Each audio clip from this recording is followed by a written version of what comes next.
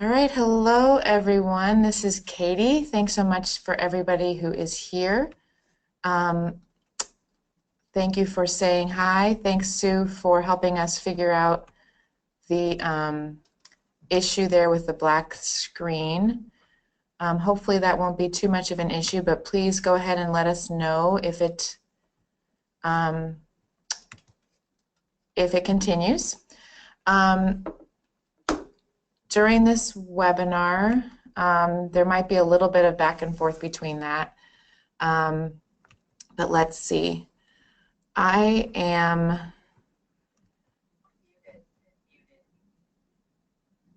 I'm go I'm going to try to unmute everybody, but you should be able to mute yourself back again. I just want to make sure that you're able to say something. So there should be a little mute button. So you can, if you have a question, you can unmute yourself and try it that way. But you can also enter a question here in the Q&A box below.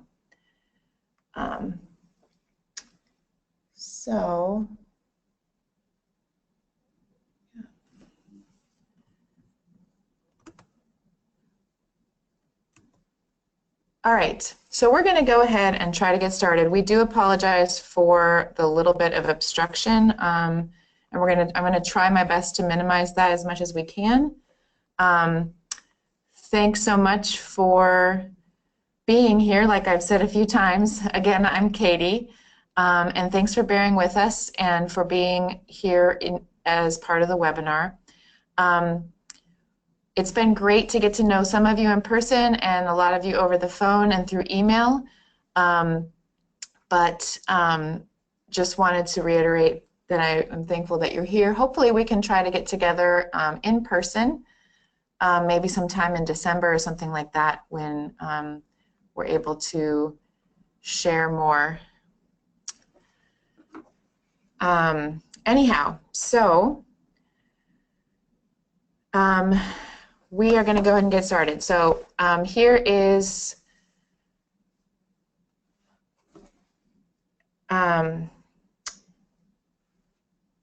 we wanted to start off by sharing just a thank you for everybody who's partnering with us in ministry. As you can see here, this is everybody who's part of this grant. We're very thankful for all the participation.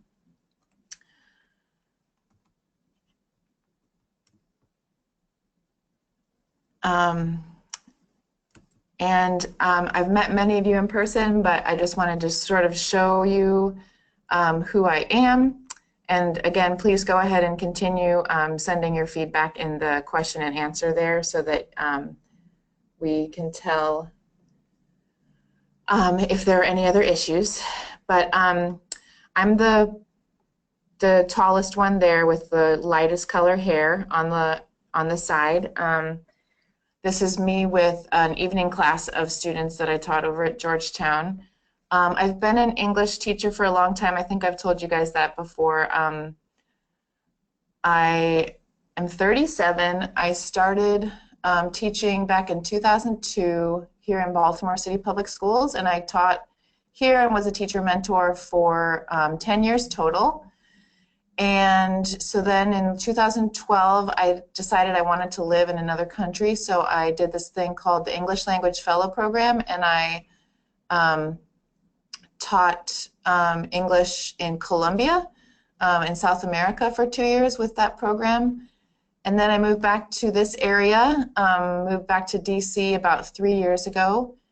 And at that time, I taught at Georgetown University. They have a couple of different programs. They have an intensive English program for English learners who come here for a year to learn English, and then they also have some other like night classes for people who are here and just would like to learn some English. So anyhow, that's a little bit about my background. Now I work at the Department of State, which I think I've told you guys before, and I still do educational stuff. I make materials for social media and digital outreach for English learners around the world. So anyhow, let's go ahead and get on with the training, and please continue to let us know in the question and answer box here if you have questions. I'm going to respond to a text that I got just a second ago, so 1 minute. It looks like somebody's having some trouble logging in.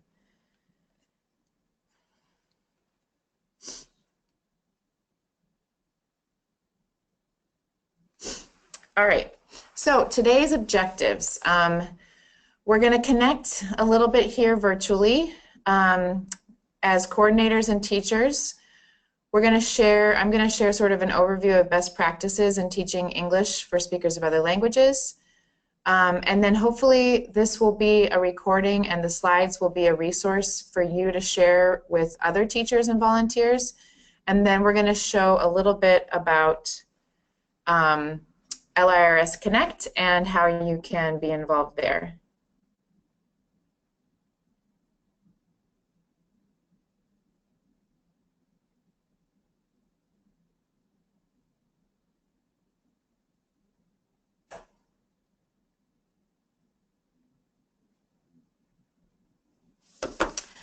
All right, so I'm hoping that we can do this in our little chat box, but let's see how it goes. If you can go in the question and answer area and just type in some answers here, you might be able to also unmute yourself, but if you could share your name, your church name, the town and city where you are, and your role, whether you're a coordinator or teacher. If you could just start with just the information there to begin with, that would be great. Yeah.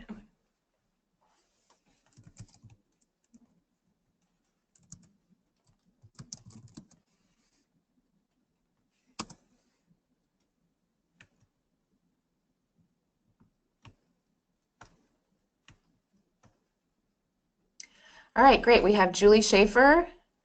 She's at St. Paul Lutheran and she's in Catonsville. And you're a teacher, great.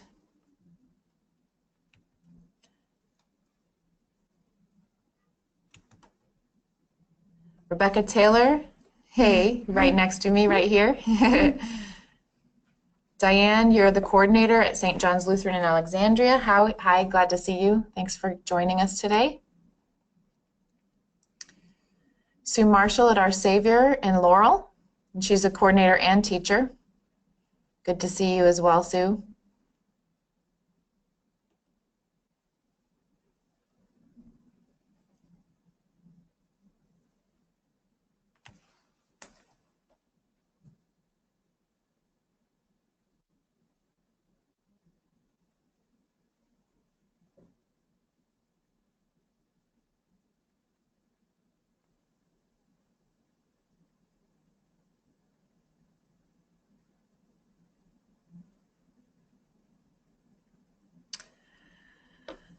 All right, and then if you could also answer some other questions as well here in the chat box about how long you've been serving in your role, and maybe a little bit about the students that you serve.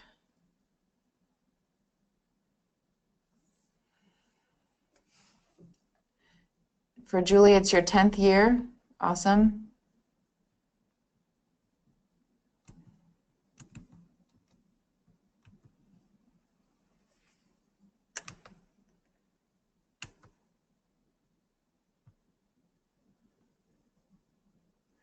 Sorry to hear you're having audio problems, Kevin. Let's see. Oh, some people forget how long it's been. Great.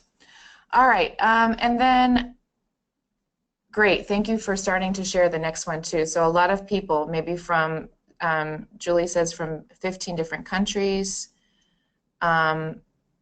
serving 23 countries between ages 17 and 66. wide range.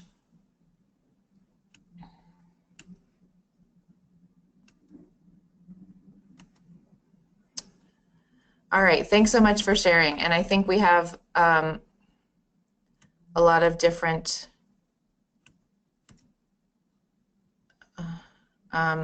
sorry, just a second. A lot of different answers.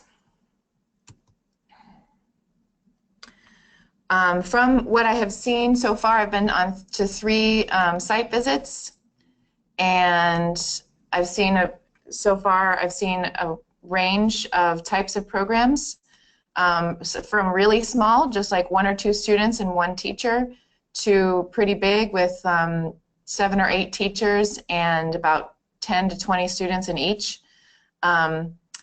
And I think probably you all have different reasons for being involved with this ministry.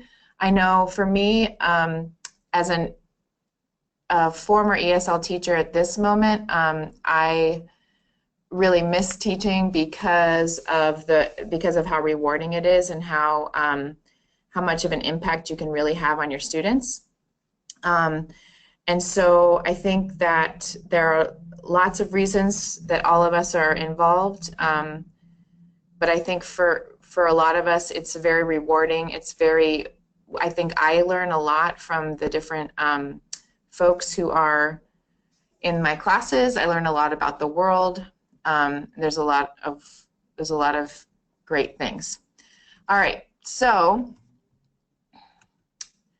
I wanted to start, this is our agenda for today. I want to talk a little bit about all of the English as a second language acronyms that are out there. I don't know if you guys have been involved a lot with different things, but I think this profession or this field has a ton of acronyms and it's kind of crazy, so I thought I'd just clarify a few of those. I wanted to share some basic ESL teaching theory, just some basic principles, some things to consider about your students, some general best practices that we'll go into here. All right. So I think it's going to be best actually for us if we have a little bit of that black screen on the screen, and I apologize for it, but if I'm able, when I click on that, it's easier for me to see what you guys have written. So I think we'll go ahead and keep it up a little bit just so that we can see. All right. So again, if you have any questions throughout this time, feel free to write them in the Q&A and I'll try to answer them. All right. All right, so you can answer some of these if you'd like to, but here are a bunch of acronyms related to English teaching. EFL, ESL, ESOL, EL, ELA, ELL, L2, LEP, TOEFL, and TESOL. So basically they all have the same thing in common, which is L, which I think you probably can imagine most of the time stands for language. Yeah, anyway, so I was hoping to get some of your ideas, but maybe you can just be thinking about what you think most of these mean. You might already know what all of them mean, but here we go. So English as a foreign language versus English as a second language versus ESOL and all these different things. So I just wanted to bring your attention to these acronyms for a few reasons. So English as a foreign language is when you are outside of the country and you're learning English. So like when we learn Spanish here in the US, that's a foreign language because it's not our national language, so that's like Spanish as a foreign language. When someone who lives in Nicaragua is learning English, we call it English as a foreign language. You often hear about ESL, and there are a lot of people who have different opinions about what we should call programs and students based on what we know about them. ESL is sort of the traditional English as a second language. So the difference between English as a foreign language and English as a second language is English as a second language is the students who are here in the United States. And the main difference is their context, right? So With English as a foreign language, they don't have to use English on a day-to-day basis to go to the grocery store, to get a job, to interact with their family and friends. With English as a second language, they do need the language to be able to do those things because they're right here in the United States or maybe another English-speaking country.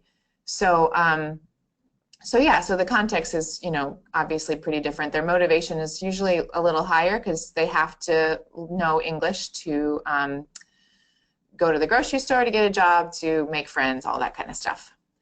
But in the interest of thinking about the fact that a lot of our learners, English is not their second language, it's their third, fourth, fifth, sixth, seventh language for some people, we use other terms. So that's where ESL comes in, English for Speakers of Other Languages. So that and EL, English Learner, and English Language Learner kind of point to the variety of what their background might be like. So those are just some different terms. So English for Speakers of Other Languages is what we sort of call the practice of teaching that. So you can see TESOL there at the bottom. That's Teaching English for Speakers of Other Languages.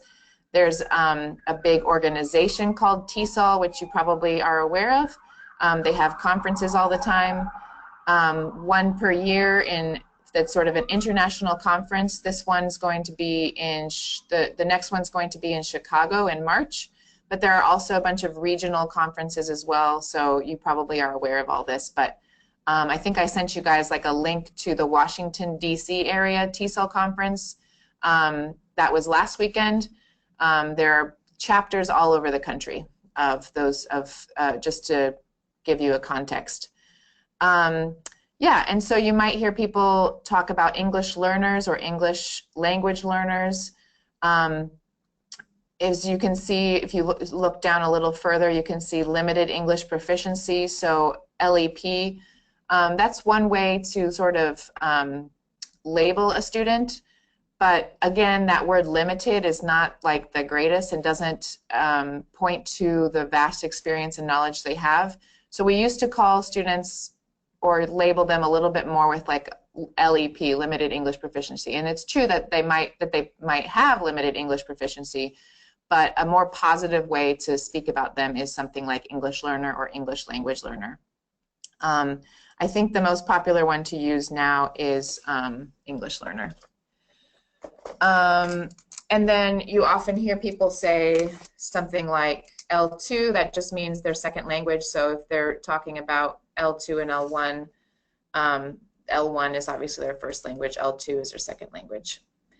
And then there's TOEFL, the test of English as a foreign language, and many of you may have heard your students refer to this before because they want to pass it.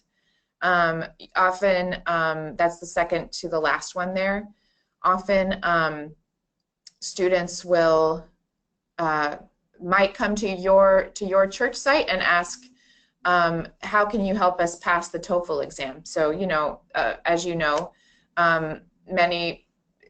most, if not all, U.S. universities require, if a student comes from another country, that they show that they are proficient in English. And so they have to pass the TOEFL exam in order to be admitted into the university.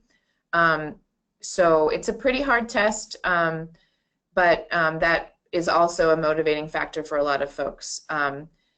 If you have a student who wants to pass the TOEFL exam, and you have curriculum for that, and you have teachers and volunteers who have expertise in that, then go for it. But I would say probably for most of your purposes, that wouldn't be the goal of your courses, and you might want to see if you can help the student find another service. Like they can take exam prep classes at like Kaplan or that kind of thing. Good question. Let's see. Would you encourage the coordinators and teachers to join the regional network of TESOL, and how can they do it? I am biased because I'm on the DC area TESOL board, so of course I'm going to say yes. I think, yeah, I mean, if you want to join, there's a Virginia one, there's a DC one, and there's a Maryland one. They're all very similar. They're usually, you have to pay to join. Usually the membership fee isn't too expensive. It's like $35 a year or something like that. And then you have to pay if you want to join the conference. But they also sometimes have other events. One benefit of being part of the WA-TESOL board, or sorry, the WA-TESOL organization, is that you can get event invitations to other things too, like advocacy meetings or banquets or dinners, and you can like network with other teachers. So I think it's nice. It is really, all of the organizations are really focused on people who do this for like a full-time job. So that's the only, you know, if you're a teacher, or I don't know, I think it's great because you get access to resources and other people who are doing it. But anyhow, you can, if you just Google Maryland TESOL or Virginia TESOL or WA-TESOL, you can find how to register there. I know this, the watesol.org, I think I just put it there. You can go to that website and register. Yeah, so I mean, I think it's great as a networking tool, but also just, you know, there will be some things that'll be really beneficial for you and other things that might not be. So you might just want to look around on the website a little bit. But I mean, I think it's worth it for the 35 bucks. For the huge TESOL organization, that one's pretty expensive to be an actual member of. And I don't know if it'd be worth it. Maybe try a regional one first and see how much you feel that you're getting out of it, and then go from there, type of thing. All right. Any other questions about these beautiful acronyms?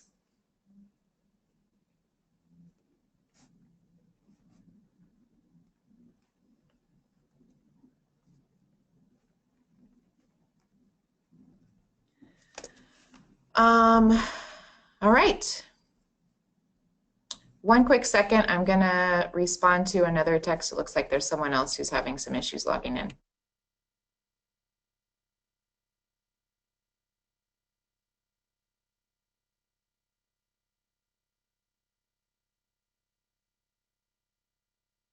All right. So I wanted to just give you some basic theory for English for speakers of other languages for the teaching of these students. I apologize if any of this is stuff you already know. Hopefully not, but hopefully it's something you can share with your with other teachers if it is. And again, please feel free to continue to ask questions here, and I'll try to answer them as soon as I see them. So let's see. So we have this idea called comprehensible input, I+1, acquisition versus learning, and lowering the affective filter. So I'm going to talk about each of these, and the purpose of talking about them is just to give a context for some of the basic theories or ideas that a lot of English teachers are thinking of. Some of them you'll see are really just intuitive. I don't know if they're intuitive because they've been around for a long time, or just because as caring teachers, sometimes you just already feel that way or know that type of thing. But just wanted to give you some basics. All right, so this guy called Vygotsky, you guys might have heard of him before. He was a psychologist. He came up with this idea of the zone of proximal development, which he sort of coined in 1978. And he called that, his theory is that there's a zone between what a learner can do alone and what she or he can do without help. And that's where a teacher should be targeting. So here's a little visual here. So you can see like the purple area is like what a student can do all by themselves with no help from you. There's the sort of turquoise area, which is pretty much where all good classroom teaching is just a little bit beyond where the student can be or go, where the teacher is sort of helping them with scaffolding activities or vocabulary or that sort of thing to go just a step or two above the level that they're already at without help. And then there's the out of reach zone. So I think one way to think about this is like, I mean, I think this, again, this is somewhat intuitive, but one way to think about this is like, for me, I've been starting to like try to jog and run. And of course, if I decide, you know, I'm going to run a marathon next week, that's obviously way out of reach. If I say to myself, okay, realistically, you might be able to run half a mile today, maybe by next week you can run a whole mile, like that's more like my zone of proximal development in running, right?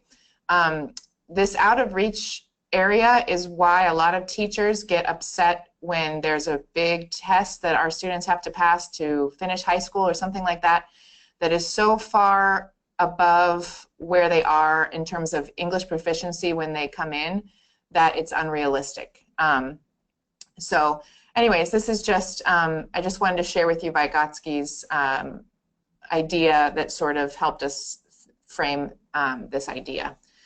And of course, you guys, and then I'll share with you that after him, this guy named Stephen Krashen, who's kind of like a rock star in the TESOL world. So if you might have heard of him before. He's a bit of a rock star and also a bit controversial, but he came up with a decent number of theories, and one of them that a lot of ESL teachers adhere to is this theory of comprehensible input, which is really very similar to the zone of proximal development. He coined this little thing called I+1, which basically means that a learner can progress well and sort of perfectly if they are given a task that is just beyond where they can go.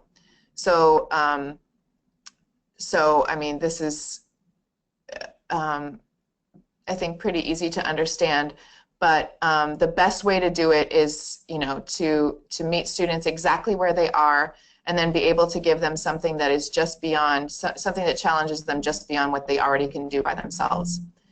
Of course, this requires a number of different things. One of those things is an understanding of where they actually are, and that's through assessment, of course. And that's something that we unfortunately won't really be able to have a chance to talk about much today, but I'm happy to help answer any questions that you have. A lot of you guys already have some great assessments that you're using to place your students in different levels.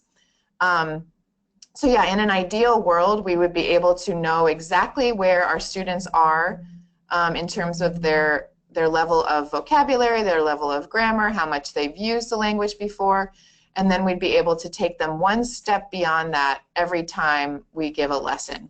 So that would be an ideal world. But I'm sure you're all thinking, well, it's hard to know exactly where one student is, and then I have 15 students and they all have a different level. So that can be the challenge, but I think it's nice to just be somewhat aware that this is something to aim for. I mean, I think with teaching, you never get to perfection, but you can get to some excellence, and you can get to some good, like, thoughtful ways of thinking about students. So this is just this is something to aim for, and I think if you, another example for me would be like, you know, like a few years ago, I started taking banjo lessons. I just got a whim and decided I wanted to do this, and you know, thankfully in that type of a situation, I have one teacher and I'm one student, and it's real easy when I knew zero and my instructor could sort of just show me how to do the basics of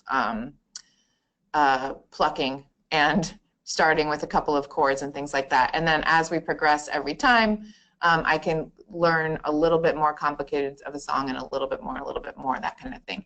So that's like an ideal situation, but it's something where you just want to always be keeping in mind where your students are, and how you can get them to that very next level based on their goals. And sometimes, I'd say probably most of the time, it's impossible to to meet each student exactly where they are in every lesson and bring them one step closer to their goals. But the idea is to try to do that. And the idea is to possibly go with what level they're at, and then as a general whole, and then go from there. So that's Stephen Krashen. That was his idea. He's an idealist, and I think a lot of teachers are as well. And then there's a lot of practical things that don't always work out, but it's good to keep in mind. He also came up with this idea of acquisition versus learning. And it's sort of a little bit the idea between how you acquire a language when you're like a baby and a kid, and how you learn a language maybe when you're a little bit older. So as you guys probably are aware, or whatever, I mean, all of us acquired English when we were kids, probably, for most of us. There might be a few of you out there. I think there are a couple of you out there who maybe English is your second language. But anyhow, but it's subconscious. So when you're a kid, you're surrounded by it.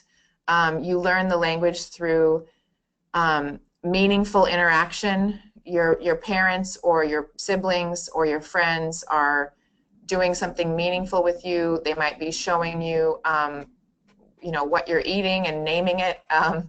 There are tons. It's meaningful. It's natural, and it's very communicative. And if you just go straight and act like these are opposites, which I actually don't think acquisition and learning are opposites, once you get a little older, learning becomes a little bit more conscious. You have to think about the grammar and the vocabulary more specifically. It might not be as natural, and sometimes you focus more on form than meaning. And so the idea that Stephen Krashen had was that let's try to make our classrooms as much towards the acquisition side as we can. And some of the ways that we can do that are by doing this thing called lowering the affective filter. This is also something that Stephen Krashen coined, and is a fancy way of saying making the students feel comfortable. So anyhow, so his term called the affective filter is just basically like the block or the filter that comes from being afraid to take a risk, or the part of you that has low self-esteem or low motivation and high anxiety. So you might be familiar with this feeling if you've ever tried to learn a language, or tried to learn, we've all tried to learn a language and tried to learn something, or at least try to learn something new. And when you're first doing that, at least for me, I feel really nervous. I feel embarrassed, like I know I'm really bad at this, and it's just sort of like a shy feeling, or I know I feel like, oh, I'm for sure going to make a fool out of myself, and I think that's a good thing to keep in mind, that hopefully our students have higher self-esteem than that than my example, but it's something to keep in mind for our students, that they might feel that way. They might feel nervous to take a risk. They might feel nervous to say words in English because, for a variety of reasons. Maybe they're embarrassed of their accent, or they know that they don't know very much, that kind of thing. So it's our job as teachers to help lower the affective filter as much as we can. So that just means to help them feel comfortable. So just to help them to become more confident about taking risks, to praise them wherever we can, so that at least in our classroom they feel that they're succeeding. Success breeds success. So whenever we can show our students that even the small things, the small ways that they're learning, the ways that they're taking risks are pieces of success, and just to lower their anxiety. So yeah, I think there are a lot of ways to do that. And if you have any thoughts there in the chat box about how to do that, feel free to write them in the question and answer box. But I think I've seen a lot of this already in my site visits, that you're so the question I guess I'm asking is, how do you help students to feel more comfortable?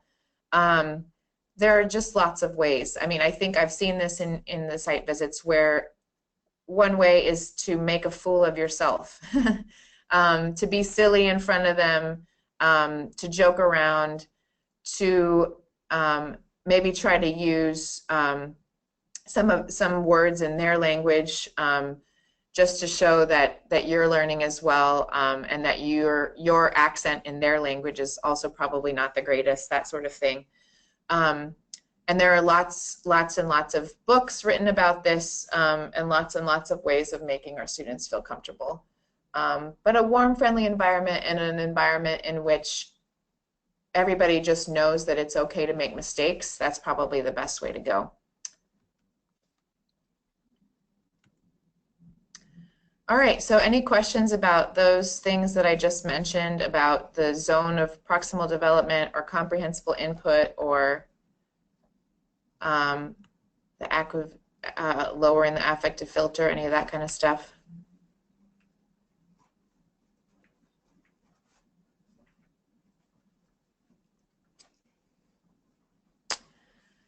All right, I'm going to keep going. And yeah, again, feel free to write ideas here in the question and answer box, and I'll try to mention them here. I don't want this to be something that you already know in a way that is not helpful for you. So, and also I think we can really all learn from each other. So I'd love to hear your ideas there as well. All right, so these are just some things to consider about your students, and I think you guys have thought about these before, but just as some reminders, and please feel free to add other ideas that I don't have here in the question and answer box. So I'm going to just go ahead and put them all up here. Their background knowledge and experience, cultural norms and expectations, and goals and or reasons for learning English. So regarding their background knowledge and experience, I think the main point that I wanted to make about their background knowledge and experience is that they just, they come with so much of it, and they come with so much knowledge and so much experience, and sometimes, I mean, it must be hard to have all of that knowledge and experience and then possibly come to a classroom where you feel like, nobody knows all of that stuff. Nobody knows all the accomplishments that you've made.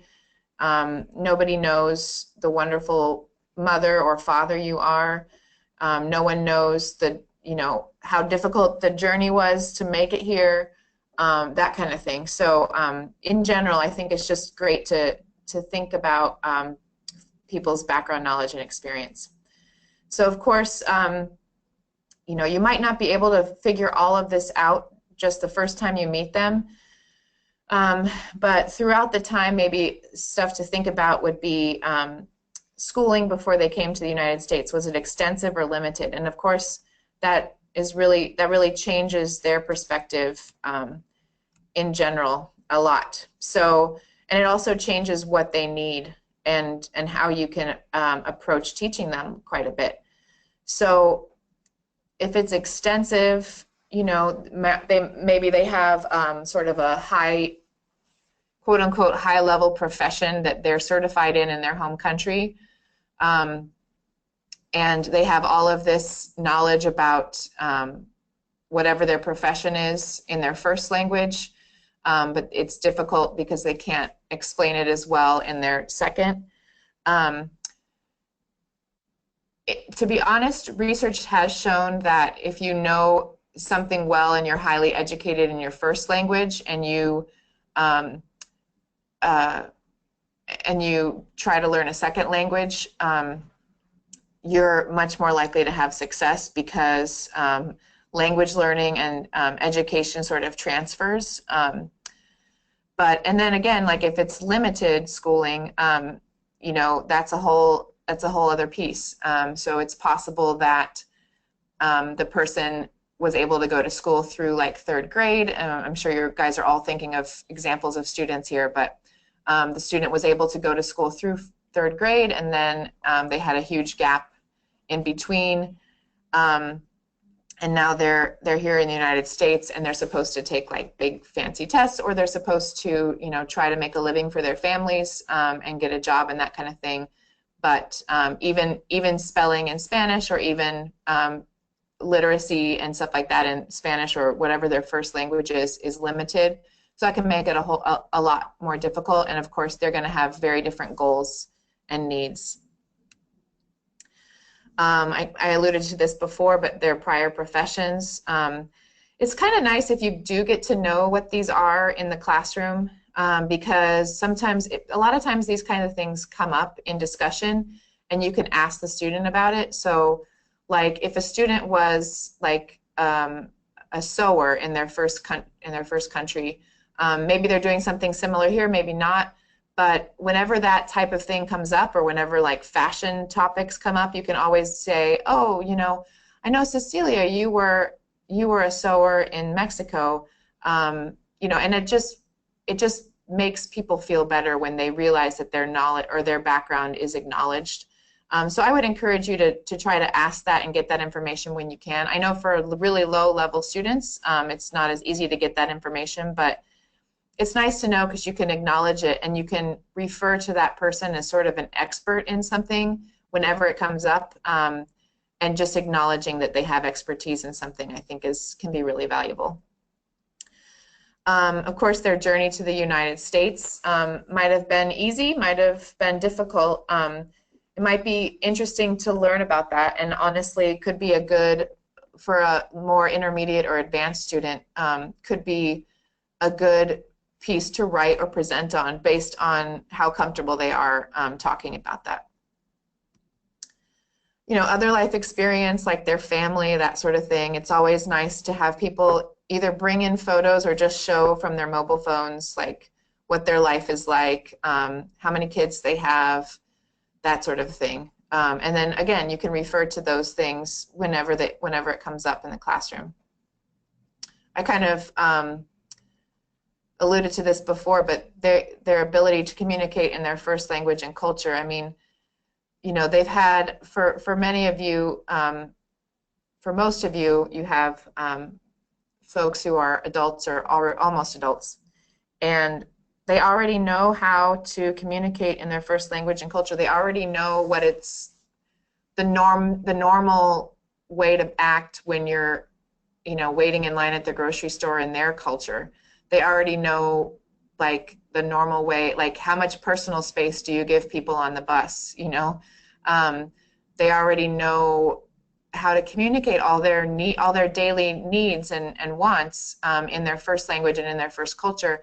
But they're not only transitioning to a new language when they get here, but they're also transitioning to all these new norms that might seem really strange to them. So it's just important, good stuff to keep in mind, that everybody comes with really different memories of what things every day are like.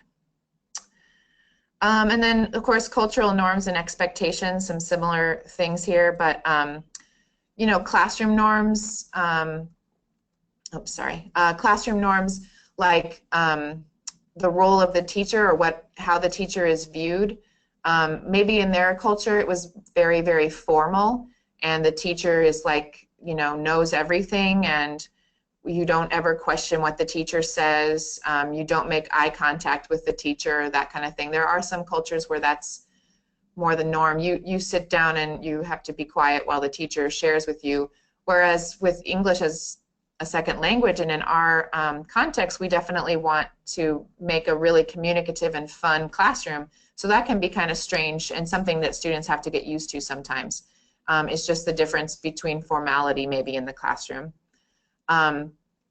Of course, it's important to think about what body language and eye contact and touch means for different folks, all things that I'm sure you guys have considered before. But it might, you know, when I refer to touch, of course, I'm just thinking about, like, you know, if you tap a student on the shoulder, or if you're a female and you tap a male on the shoulder, or hug a person of another gender, that kind of thing, that can be perceived really differently. So it's just good to think that there are differences, and, you know, we want to be really warm and kind, but we also want to make sure that you know, that those types of things we just sort of take into consideration. That's all. I don't think it has to be a real strict or straightforward thing with that, but you know, just to be aware. Dress and clothing obviously are very different.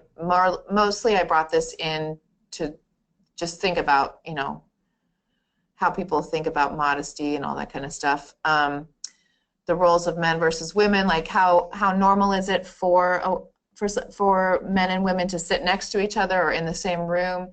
Most people don't mind switching over. They realize that they're in a different culture, that kind of thing, but it might just take some getting used to, and it might make them feel a little bit uncomfortable at first. And then, of course, like norms for people of different ages, so maybe there's a higher like level of respect for older people or more value placed on young people based on the culture. And then, of course, their goals and their reasons for learning English. And I, you know, in my phone conversations with a lot of you, this came up a lot. You know, for a lot of you, the goals for learning English are about life skills. They're about getting by, finding jobs, maneuvering life in general, and that's really the most important thing for your learners. For some students, it might be that they want to pass the TOEFL exam. For a lot of people, it's just becoming part of this culture. You know, they may have moved here and they're really excited about being part of the United States, and they just want to know how to be a better community member and how to make friends and that kind of thing. And then, of course, career gains, so that they can maybe not even just, in some cases, gains. They might already have a job and have a level. In other cases, as simple as finding work. All right, any other comments or questions about those things?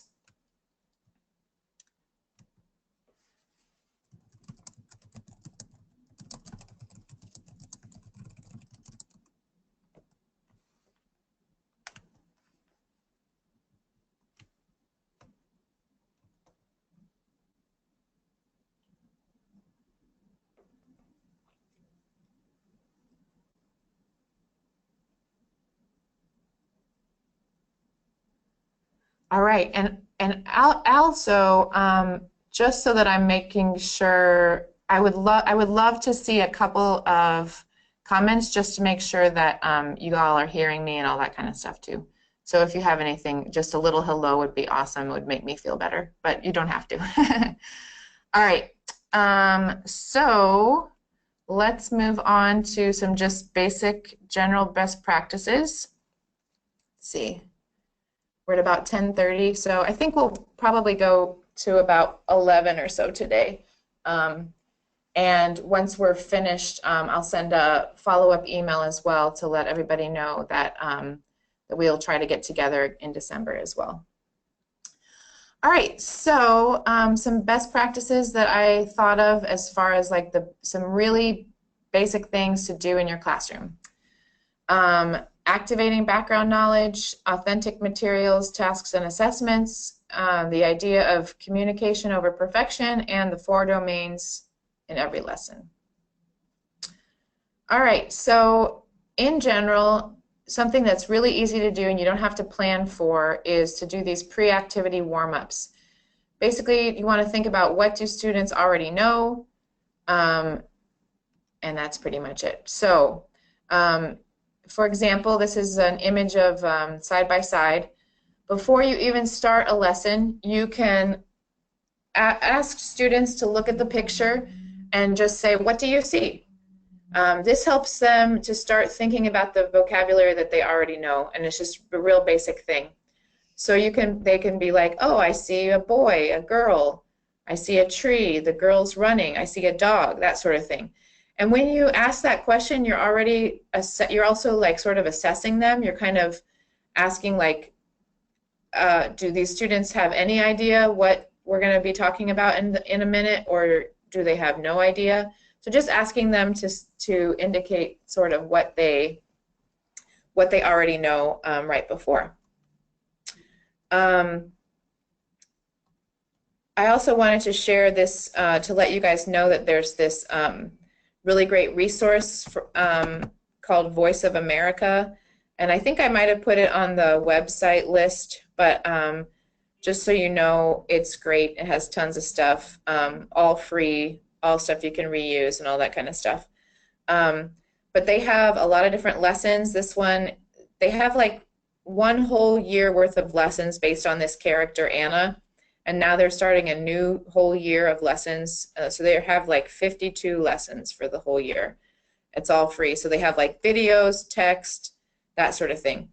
But let's say you were going to go to the website and you were going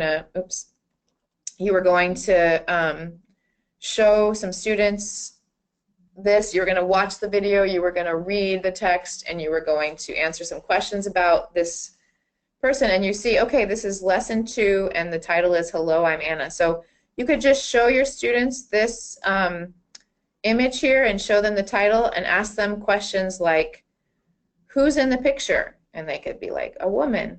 Oh, what do you think what's her name? What's her name? Be like, oh, I think Anna, because they can see her name right there. What does she have? And be like, oh, a lot of stuff, right? She has, I don't know, a bag, a jacket, many things. How does she feel? Oh, she looks happy. Where is she? Is she in the city? Is she in the country? Maybe the city. Things like this. So just some basic questions before you get started. And then you can say, you know, okay, the title is Hello, I'm Anna, and we can see her picture. What's going to happen? What do you think is going to happen in this story? And they might be correct and they might be incorrect, but it doesn't really matter. It's just the idea that they are beginning to think about the vocabulary that they already know. So in this story, she's like moving into her new apartment in New York City or something like that. But already you have just generated some ideas about what she might be doing, how she might be feeling, that sort of thing.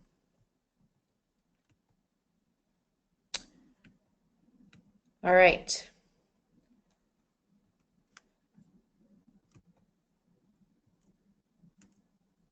Another thing that you can do is introduce themes and vocabulary. This is something that I like to do and has been really helpful for me with like low-level students who need to go higher. And when I did some tutoring of well, not tutoring, but a small group of some low-level students in Colombia, this kind of thing really worked for me. So again, with Voice of America, has some great ideas, great resources for you. I encourage you to go to it.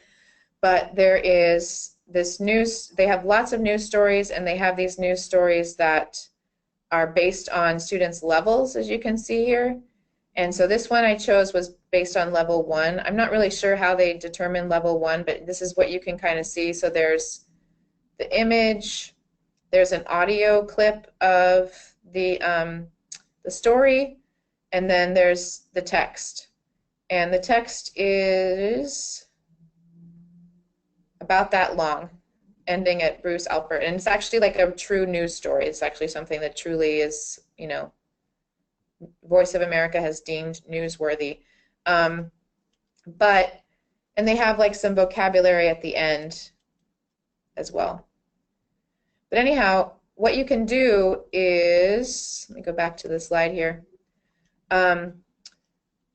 You can have them like introduce some words. So again, you go to the title of the story here. It says website helps students hoping to attend college, and you look at the image here and you say, okay, let's look at the title, website helps students moving to attend college.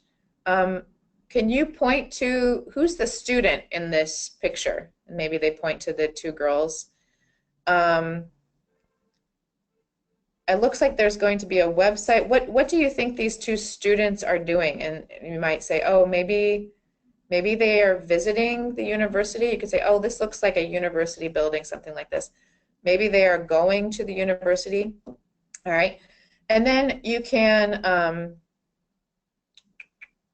So I wanted to make this bigger again. I'll get to it later. But then you can, maybe you will have, oops, there we go.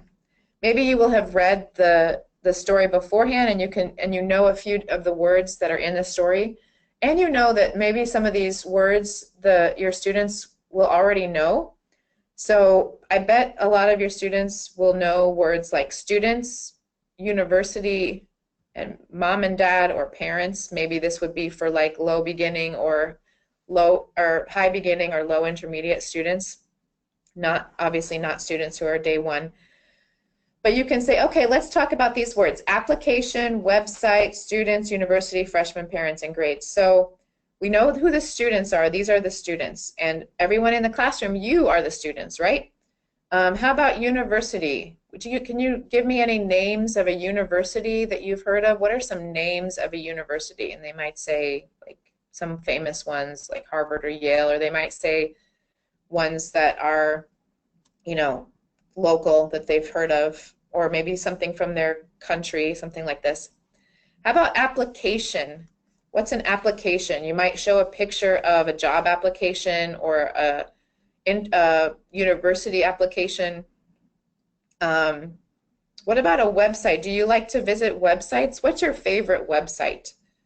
Blah, blah, blah, blah, YouTube, Facebook, whatever.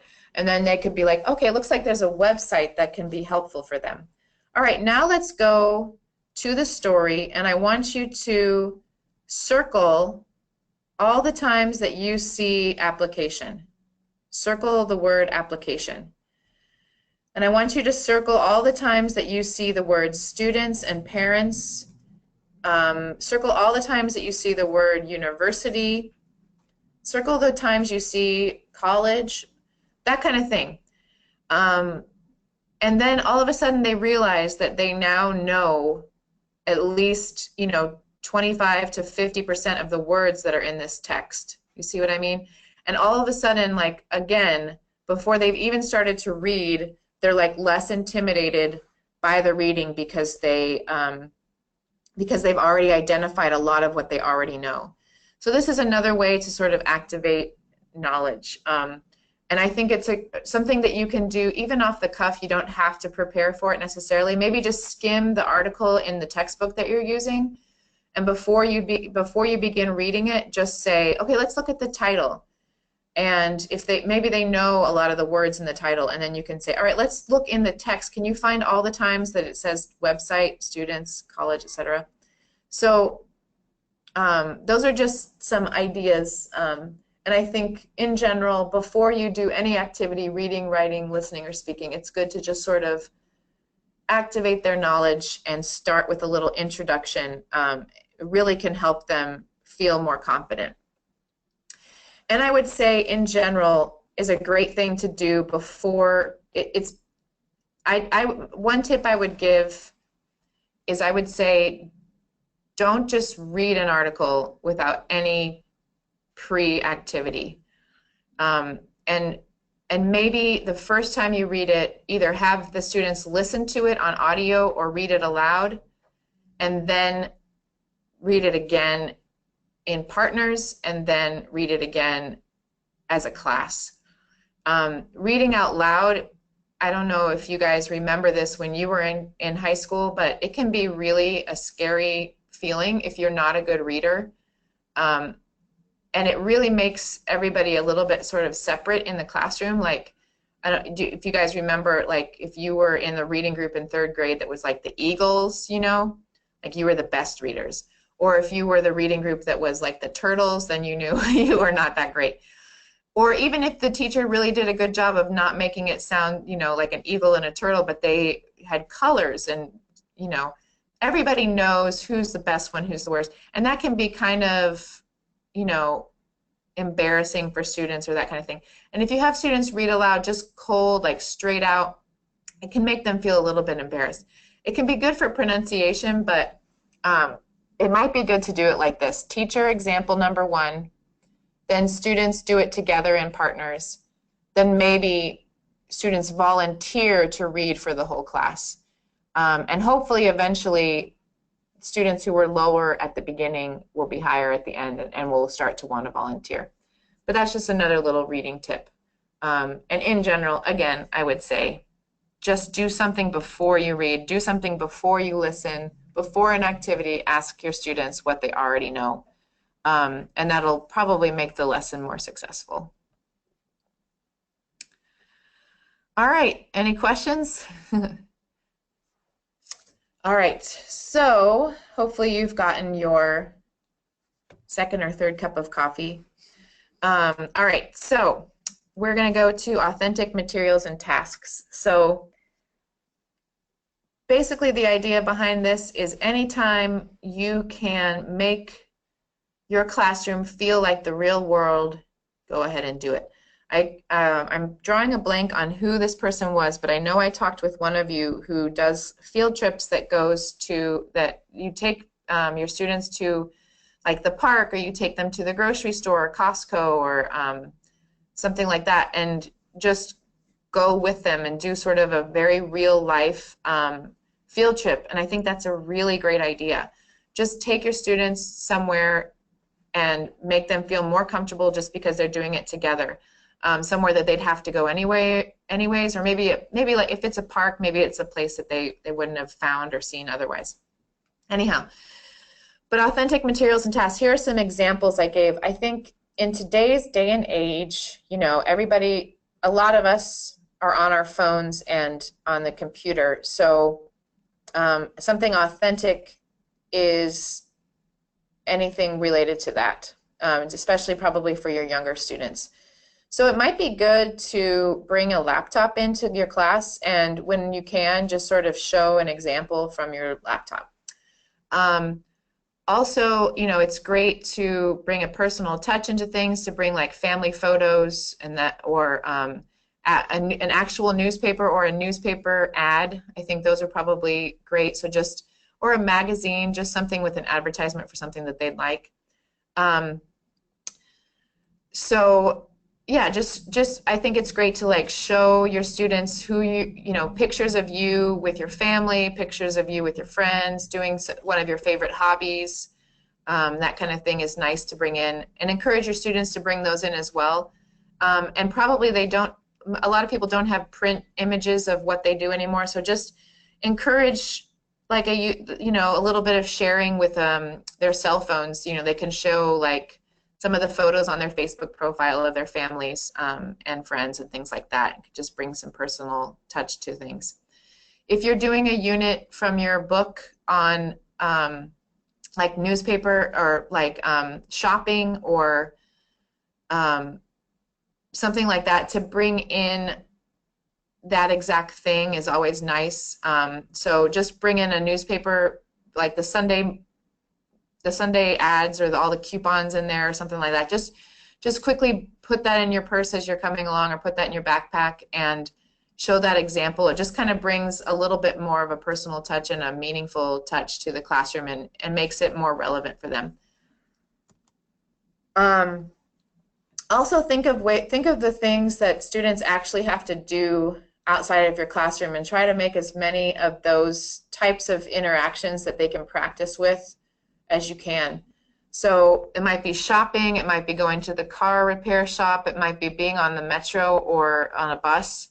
You know, do little role plays in your classroom, like, you know, little dialogues. I can share some dialogues with you if you'd like. I've found that people really like those. I don't know why, but something scripted to start with, and then something that they can then change the words around if they want. So like you could do a little dialogue on what it's like to go in and buy a coffee at a shop. And you know, person A and person B. It can be simple. You can start writing it on the board as you get in the class and be like, okay, let's think about this. We're at a coffee shop, A and B. Hello, how are you today? I'm fine. What would you like? Blah, blah, blah, blah, blah, back and forth. And then the students read that dialogue, they practice that dialogue, they might even repeat it and say it, then they say it in partners, then they say it in front of the class.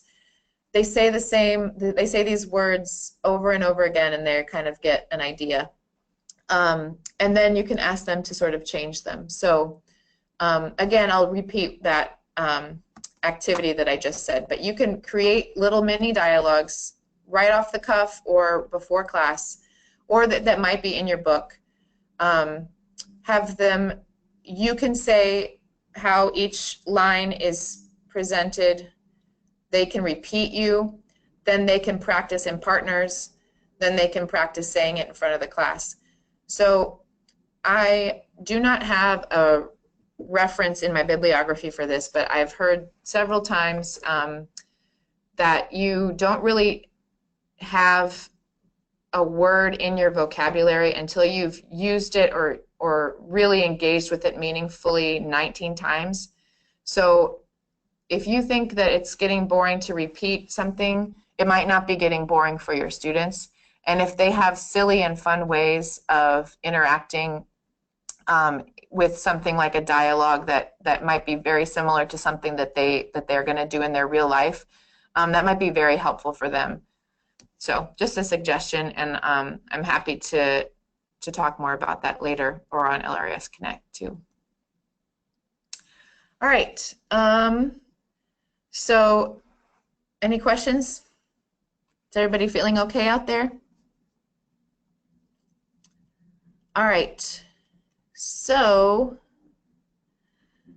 okay, nice. Thanks for saying yep.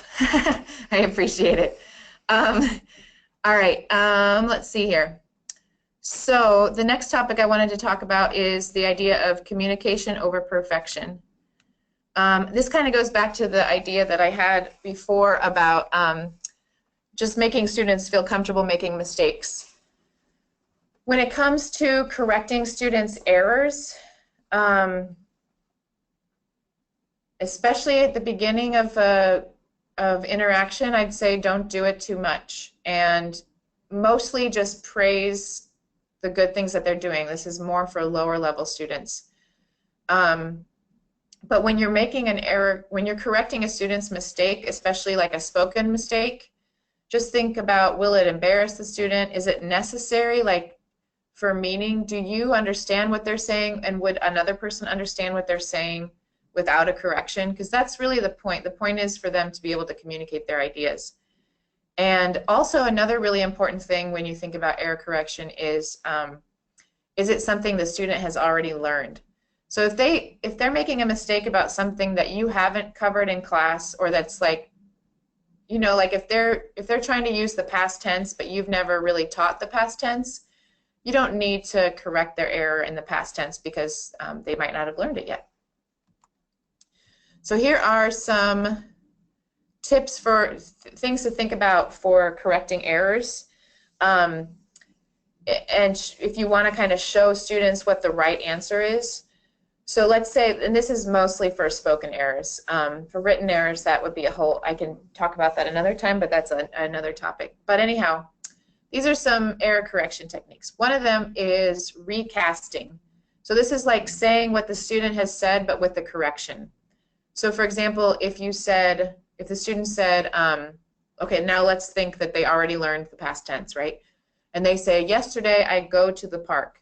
And you'd be like, oh, great, you went to the park yesterday? Oh, that's so nice. It was a beautiful day. That's so nice that you went to the park. I'm sure that was a great day for you, something like that. So you just repeat back what they say, but use the correct way. And they probably will kind of get clued in and be like, oh, right, went. But you're not embarrassing them. You're not asking them to, like, correct their error in front of everybody, something like that. You can ask a clarifying question, like a genuine question, or like you can pretend that you didn't hear or understand. This is a way, so an example of pretending you didn't hear or understand. So for example, sometimes it's hard to remember for students, like the difference between he and she, especially if their language doesn't have a different pronoun for he and she. So let's say they're talking about a girl, and they say something like, he went to the store yesterday. You'd be like, oh, excuse me? Oh, and sometimes they'll remember, oh, right, she didn't, she went to the store yesterday, something like this. Let's say, or you can say, an example of asking a genuine question would be like, again, same example, you know she's talking about a girl. They say, he went to the store yesterday, and be like, oh, who went to the store again? And then be like, oh, you know, Diane. And like, oh, okay, so she went to the store. You can say it then, and that would be an example of asking a question and recasting. Or a lot of times if you just are like, who, or excuse me, you give the student the chance to sort of think about the error that they made, and they can self-correct. And you guys can like, oh, ha, ha, ha, laugh about it. All right, and then negotiating meaning. This one is more like a one-on-one conversation with a student, but you can kind of say something like, same example, you could say, student says he went to the store, and you can kind of say, oh, was that Diane? Oh, yeah. Okay, so who went to the store again? Oh, she went to the store, something like that. So it's like a little bit more back and forth, and it's a little bit more direct and asking the student to come up with something and kind of pointing out their error. So that one's a little bit more for one-on-one. So those are some ways to correct errors without making the student feel bad. All right, everybody doing great out there? We are just about, thanks again for the yep. We're just about towards the end here, and I just wanted to share some thoughts about including the 4 domains of language learning in every lesson. So you'll hear that in the TESOL profession, the 4 domains. They are reading, writing, listening, and speaking. Oh, thank you for that comment too. Someone said, yes, it's great, good learning. Okay, that I feel better now. No, just kidding. No, thank you so much. So the 4 domains of language in every lesson. So people call reading and listening the receptive skills, because obviously you're receiving information, and they call writing and speaking the productive skills, because you're producing something, obviously. And in general, most people, when they're learning a language, and even in your first language, you're better at 1 or 2 of these than you are at the other 2. Or maybe you're really good at one, you're not that good at another one. So if you have ever learned a language, you might think about that for yourself, and you also might think about that for a student. I would say that my speaking, so since I lived in Colombia for a couple of years and I studied it a little here as well, I figured this out about myself, but my speaking's pretty good, and I can get my point across. So then people think I'm really fluent, and then they start to speak really quickly with me, and then my listening, like, I'm like, please slow down, because my listening is worse than my speaking, if that makes sense. I need people to like slow down a little bit and like use more simple vocabulary, things like that. You might have like a similar feeling as well. So, or like I had one student who was really quiet for a long time, and I didn't think she was learning anything, but, well, I did. I knew she was learning something because her writing was amazing.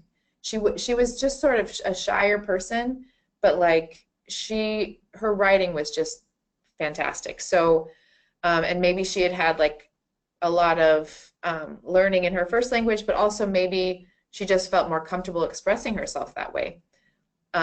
Later on, her personality came out, and she was able to speak and things like that. But she just took a while to sort of come out of her shell. That's really a normal thing, and just something also to keep in mind. And also something to keep in mind, I'm going to get into including all of these in a lesson in just a second here, but if someone's a really good writer, but they're shy and quiet, point that out to the class. Like, show them something, show the whole class something that they wrote. I mean, and just be like, look at this. This is so good. This is excellent. Like, Veronica's doing such a great job. And then everybody's like, oh, I didn't even know she was, that good. But now I do know that because the teacher pointed it out, something like that. And in any other domain as well, just sort of showcase that strength as much as you can anytime. Just highlight what students can do well and make them feel good about it. But anyhow, as far as including all 4 domains of language in every lesson, the reason it's important to try to do this is so that everybody can develop their skills in all 4 as they go along. And of course, sometimes it's more important to focus on one than the other. For some of our students, you know, we focus first on speaking because they need to, like I've mentioned a bunch of times, they need to go to the grocery store and they need to be able to ask for, you know, where a certain food item is, and they also need to be able to listen to that answer. But the other skills might be lacking if you don't pay attention to them too closely. So an example of an activity that would include all 4 of these domains would be something like a project or a poster presentation. So you could have the students get into a group of however many, 2, 3, or 4, and they might need to do a little bit of research on a topic. Maybe it's could be as basic as they do a presentation on shopping at the grocery store. It could be as advanced as, you know, let's, you know, do a poster on how to clean up our parks. I don't know, something like this. They have to do some research, so that you might point to them to a couple of different websites. So they have to do some reading. They have to do some speaking and listening because, you know, you ask them to communicate in English during this project, so they have to practice those skills. They have to do some writing because they have to make the poster and put some vocabulary words on it and things like that. And maybe they present their poster, so they also have to write what they're going to say. And then they present it to the class, so that's another form of speaking. Maybe they practice a bunch of times. So that's one example of a lesson or an activity that could include all 4 domains. But you probably already include all 4 domains, even if you're not trying that hard to do so, because you are obviously speaking to the students every time they are in your classroom, so they're listening. You have the book. A lot of you have textbooks that you're using, so they're reading the words there. They're practicing, they're doing the activities in the workbook, so they're writing. I think one of the domains that often gets left behind is speaking practice. So that's just one thing I wanted to bring up. So as we are all teachers and or coordinators or that kind of thing, and we want to share all the information we can in the amount of time that we have, we want to speak and speak and speak, as I'm doing today. Sometimes we don't give our students enough time to speak, or we don't give them enough practice time. So think of ways to decrease the teacher talk time and increase the student talk time. And sometimes it's not easy because at first they need a lot of input, they need to be listening. But simple ways that you can do that are to have a longer pause after you ask a question. And I know you guys have probably all heard that tip before in general in life, but sometimes we, like I have done today, I say, any questions? Okay, sounds good, we're moving on. But you might ask a question and just leave a little bit more time for pause. Sometimes our students listen to the question. It takes them a minute to realize what the question is because they might still be translating it back into their language, then back into English. And then it takes them a minute to think about the vocabulary that they know that they can say to answer that question, if that makes sense. So it's naturally a lot longer of a process than it is just for a regular conversation or for one that we would have with a native speaker. So just keep that kind of thing in mind. Just a longer pause can just provide the amount of time that a student needs. Also, while I'm on the topic of asking questions and that sort of thing, don't ever feel when you're speaking to students that, I mean, when you're speaking to students, it's okay to speak a little bit more slowly. You don't have to speak so slowly that, you sound completely unnatural, but speaking a little bit more slowly can be helpful. And I would say in general, from what I know from learners I've had, it's usually helpful. It's usually not seen as like belittling. I think we all know when it is. There's a limit where you're like, okay, that's not, now you're getting to be kind of rude. But it's okay to speak a little bit more slowly. It's also okay to sort of emphasize some of the words that you think they're going to know, if that makes any sense. So you can be like, oh, did you finish the test? The test? Like you can, I don't know, you can kind of emphasize those words. Anyways, that's an aside. But the point is, try to think about how you can increase student talk time. Another way to increase student talk time is to ask students to talk to each other. There's a technique called think, pair, share that is very, you might have heard of, that is very, it is exactly what it sounds like. You ask a question, then you give students some time to think about the answer. They might write down an answer on a piece of paper quickly. Then you ask them to talk to their neighbor, pair up, and then you ask them to share with the class. So that's just one way where they can, where it's sort of built-in thinking time, talking to their partner time, and then sharing to the classroom. So you might say, all right, class, what did you do this weekend? What did you do this weekend? Write what you did this weekend on a piece of paper. All right, what did you do this weekend? Write it on a piece of paper. All right, tell your friend, tell your neighbor what you did this weekend, and they share it with them. All right, everybody, can you tell me what you did this weekend? Let's share it as a class. So that's just an example. All right, we are definitely bucking up against timing here. We were hoping to be done by about 11 or so. And I want to show you a little bit about LIRS Connect, but was wondering if you guys have any questions. I'm happy to answer any follow-up questions that you have in email as well. But if you have any comments or questions about all the stuff we just covered, now's your chance. And then I am going to,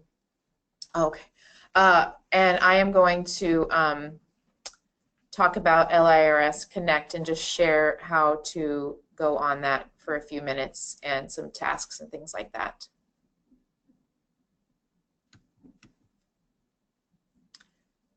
Any questions?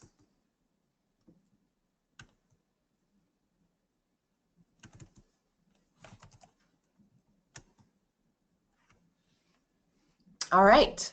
Hopefully I gave you a long enough pause after talking about pauses. If you do have any, again, go ahead and feel free to type them here. All right. So next topic is we're going to talk about LIRS Connect. Okay.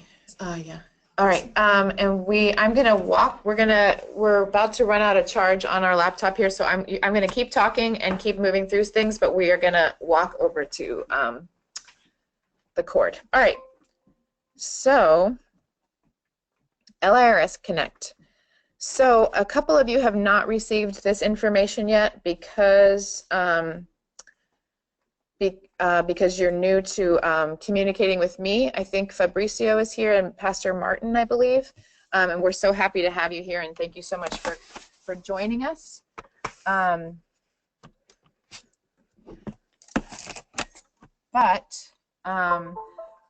after this presentation, all right, can everybody still hear me? Yeah, I think you can. All right, after this presentation, we can share login information for those of you who haven't received it yet. But anyhow, I'm just going to go ahead and share my email stuff with you and show you what to do. And hopefully it will look kind of like you have seen it. So you should have received an email that says something like this, and it's from Jive. And it says like, welcome to LIRS Connect, etc. Login now. So you should be able to go to login now. And when you first go, I don't know if it's going to show this view or not, But when you first go on here, it's going to, there are two ways to access it, and it will say, here, let me see if I can actually, there we go. Hopefully you guys can all see this on Internet Explorer here. It should say employee login or partner login. And actually, you and I we're all partners. And so I'm going to make sure that I get this. I always put the 1 in the wrong place. Let's see. Then you can go ahead and log in.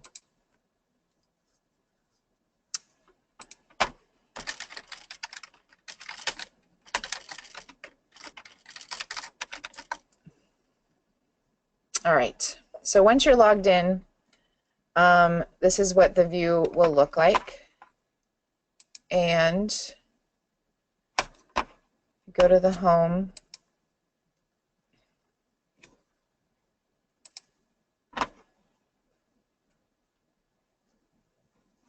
You should be able to see some different communities. Usually what I do is, actually the view is a little bit different. Oh yeah, here we go. So I go to the search, and when you go to the search here, you can start typing in ESL, and this should come up. So I go to the ESL Community of Practice,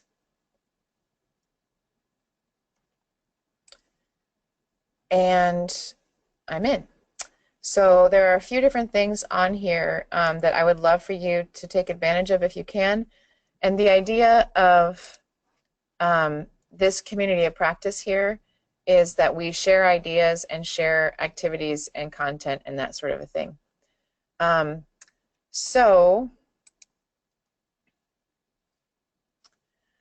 Under content, you should see a couple of different things. So one of the things was an event announcement about today, also an advertisement about today, and then I started a few discussions that I would love to hear your ideas about. If you wouldn't mind logging in to LIRS Connect and giving some ideas here, the idea of giving my ideas is that we can then put a bunch of them together and share kind of what people do and best practices and that kind of thing.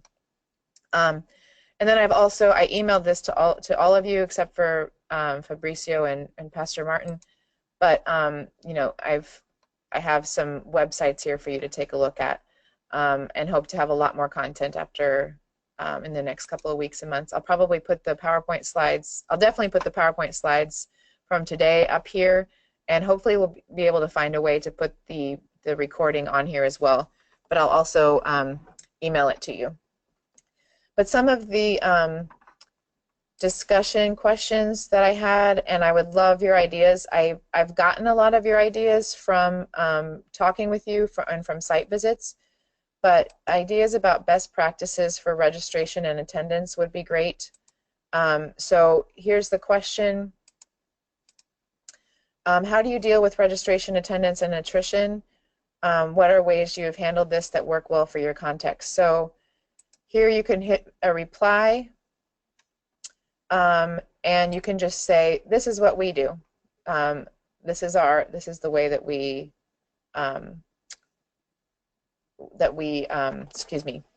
ask students to register. This is what we do to keep them.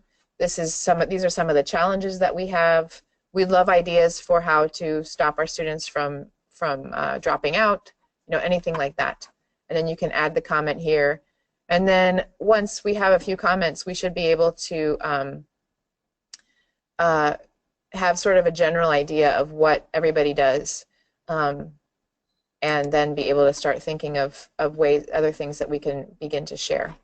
All right. There are a couple of other questions as well. Maybe how did you start your program? What do you recommend for those who want to start a new program? We have a couple of churches who are in the beginning stages of beginning to develop their programs, and I think this would be really helpful, especially for those of you have programs that have been around for years and years, it'd be great information. Field trips, like I mentioned, a couple of people have done field trips or curriculum as well.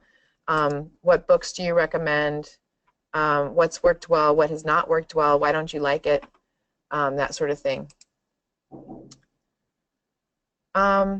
So yeah, and again, you can also upload a file. I've taken a couple of your assessments for registration or registration forms. Those are great to have here. You can upload one of those yourself and share it with other people. But anyhow, we would love to see some of your resources that you think work really well. You can start a discussion if there's another topic that you'd like to discuss. And I would love for your ideas on these topics. It'll help us as we develop more and more tools on here for you to share. So I believe that is about it for what I had for you for today. I hope it was helpful. I hope that some of this are things that you can share with your teachers and volunteers at your school. Here are some of the references, but I'll also put all of these slides on LRS Connect. And yes, we would. I apologize we weren't able to do more back and forth and more conversational style, but we really want to. I really want to thank Kevin Jacobson, who's here with us today, who's managing this grant, for all of the support that he's shown through the whole process. For Rebecca Taylor here, our intern, who was up early on a Saturday morning with me, helping us to figure out this webinar platform. I really appreciate it. For Christy Herring, who helped with the agenda and helped with the content of what we wanted to share. She and I were ESL teachers in Baltimore City for a long time together, so it's been great to work with her and to connect with her on this as well. And Kevin, if I'm missing anyone, please let me know in this Q&A area here. Yeah, and thank you so much for joining us, and I really appreciate everybody being here and taking time out of your Saturday morning and your busy schedules, and look forward to any of your questions either on LRS Connect, or you can give me a call, or through email. Would love to hear. So thanks again, everyone, and I guess we'll sign off. Thanks so much for joining.